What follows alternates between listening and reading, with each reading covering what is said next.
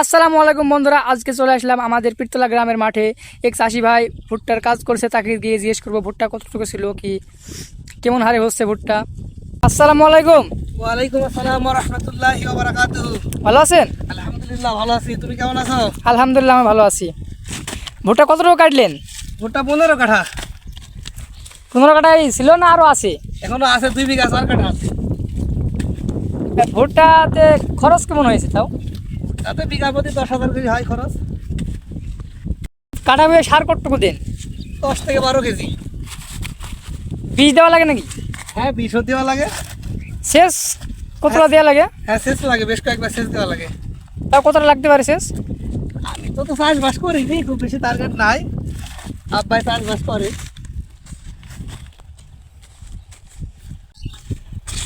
ভুট্টার দাম কেমন যাচ্ছে এবার?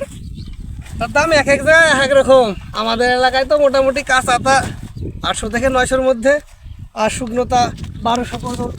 তো চুয়াডাঙ্গা এলাকার দামটা বেশি। আমাদের এলাকায় ব্যবসায়ী আসলে কারচুপি করে, তো এর দামটা লুকিয়ে রাখে। এই তো অবস্থা। আসলে আমরা কৃষকরা সব দিক থেকে অবহেলিত। আমরা যে জিনিসগুলো কিনি সেই জিনিসগুলোর দাম বেশি, যেমন কীটনাশক, সার, এগুলোর দাম সেচ, এরপর যে মালাই তোমার তেলের জন্য আরও ঝামেলা হচ্ছে। তো আমাদের জিনিসের দাম কম, যে পরিমাণ খরচ হয় কৃষক তো সেই পরিমাণ পাচ্ছে না। মানে আপনারা খাটনি করে মরেন আর ব্যবসায়ীরা লাভ করে? হ্যাঁ, ব্যবসায়িকরাই লাভ করে। আর ভুট্টার ফলন ভালো আছে। বিঘে বিঘে কতটুকু হয় ভুট্টা? বিঘা ভুঁয়ে যদি ভালো ভুট্টা হয় অবশ্যই 50 মণ। কাঁচা ভুট্টা 50 মণ হবে, আর শুকালে 40 মণ। ভুট্টার আবাদে লাভ বেশি না গমে লাভ বেশি? আবাদ আসলে দুইটা তো দুই রকম আবাদ। ভুট্টা একটু খাটাখাটনি বেশি, গমে খাটাখাটনি কম। ভুট্টাতে সময়টা একটু বেশি লাগে, দুইটা সমান। এই সব অবস্থা। তবে সব দিক থেকে যদি ধরা যায় বর্তমানে ভুট্টা লাভজনক একটা ফসল। আমি দেখেছি 10-12 বছর আগে ভুট্টা মাঝে মাঠে ছিল না, কেউ নতুন করে আবার আসছে।